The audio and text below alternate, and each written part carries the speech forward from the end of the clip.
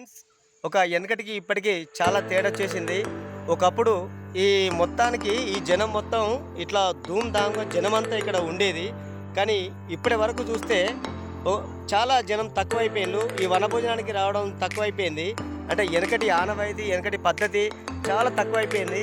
ఇవాళ ఇవాళ నేను మా అన్న కొడుకు మేము ఇక్కడికి వచ్చేసినాం. చూస్తే ఇవాళ మేము చాలా పరిచయం అయిపోయింది. సరే, ఇవాళ జనం మాత్రం మొత్తం టోటల్గా ఇట్లా అయిపోయిండ్రు. అసలు ఏమన్నది ఏం అర్థమైతే లేదు. అసలు ఏది ఏమైనా ఈ వంటల వనభోజనం అనే బాపతి ఇంత మరుగున పడిపోయింది. ఇట్లా కావద్దు అనేది మా ఆశ. ఇంకోటి, ఎప్పుడో ఎల్లప్పటి నుంచి మొదటి నుంచి ఈయన ఇక్కడ పూజలు చేస్తున్నాడు. ఇక్కడ ఈ బాబు అప్పుడు ఈ బాబు మాట్లాడేది ఏంటంటే, అప్పుడు చాలా జనం వచ్చేది బిడ్డ, ఇప్పుడు జనం వస్తలేరు. కానీ అప్పటికి చాలా మారిపోయింది. ఇది ఏంది అన్నది ఏం అర్థమైతే లేదు అనేది బాధపడుకుంటూ ఒక చెట్టుకాడ కూర్చుంటే, ఏంది బాపు ఇలా కూర్చున్నామంటే, ఏం చేద్దాం బిడ్డ, ఇప్పటికి మారిపోయింది. అప్పుడు ఒక్కసారి వచ్చి ఇట్లా జనమంతా మొక్కేది, కానీ ఇప్పుడు మాత్రం ఎప్పటికి వస్తూనే ఉంటాను అనేది అసలు ఎడతెగుతలేదు అనేది అన్నాడు. జనం అనేది చాలా తక్కువ అయిపోయిండు. ఇంకోటి తమ్ముడు, మా చిన్న కొడుకే, మా మరదలు, వాళ్ళు కూడా ఇప్పుడే మొక్కడానికి వస్తాను. సరే, దాదాపు వాళ్ళు ఇక్కడనే తిని ఈ విధంగా జరుగుతుంది. అంతేనారా? ఈ ప్రదేశం అంతా జనం కూర్చుండదండి, అసలే గ్యాప్ ఉండకపోయేది. కానీ ఇప్పుడు చూస్తే మొత్తం చినబోయింది. చెట్లే కనిపిస్తున్నాయి, గుండ్లు రాళ్ళే కనిపిస్తాయి. ప్రదేశం అంతా చినబోయి ఉన్నదండి. చిన్నవాళ్ళు పెద్దవాళ్ళు అంగరంగ వైభవంగా ఉండేదండి.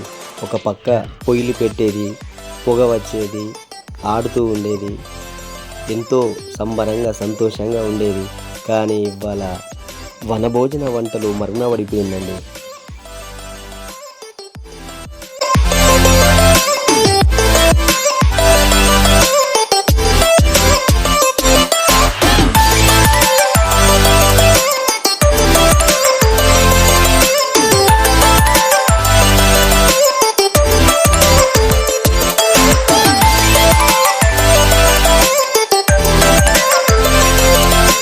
ఇదేనండి జారుడు బండ. పిల్లలు ఎక్కుతూ జారేదండి, ఆడుకునేవారు. మేము కూడా చిన్నప్పుడు ఆడేదండి.